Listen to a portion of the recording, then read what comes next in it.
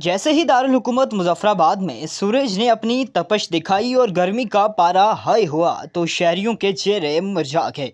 गर्मी के सताए शहरियों ने मुख्तलिफ आज़ाद कश्मीर की कुदरती आबशारों और मुख्तलिफ ठंडे मकामात का रुख करना शुरू कर दिया। दारुल हुकूमत मुजफ्फराबाद के नवाई इलाके पठीका नसीराबाद के करीब कुदरती आबशार जो कि मंडल के नाम से मशहूर है, वहाँ भी ठंडे पानी और जंगल के बीचों बीच ठंडी फिजा से लुत्फ उठाने शहरियों ने डेरे जमा लिए।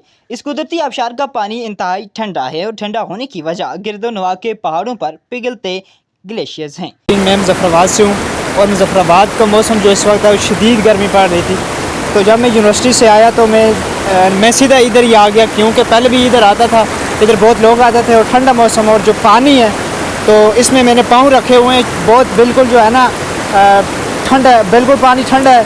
तो जो है ना साथ हमने तरबूज भी लाया था, खूब करके एंजॉय किया।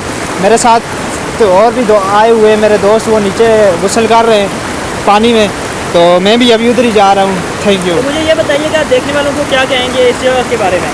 मैं देखने वालों को ख़ास तौर पे मुजफ्फराबाद वालों को यही कहूँगा, जिस तरह की मुजफ्फराबाद गर्मी पड़ रही है तो ये मुजफ्फराबाद के बिल्कुल करीब ही तकरीबन 15 किलोमीटर दूर ही है और इंतहाई ठंडी जगह है। गर्मी के सताए शहरी जब इस मुकाम पर पहुंचते हैं तो जहां उन्हें सर्दी का एहसास होता है तो वहीं पर झरनों का बहता पानी और ताज़ा हवा की आवाज़ें दिमागी तस्कीन का बायस बनती हैं। मुजफ्फराबाद में बहुत गर्मी पड़ रही थी, तो इस वजह से हमने सोचा कि कहीं ठंडी जगह पर चलते हैं, तो हम इधर आ गए आबशार वाली तरफ।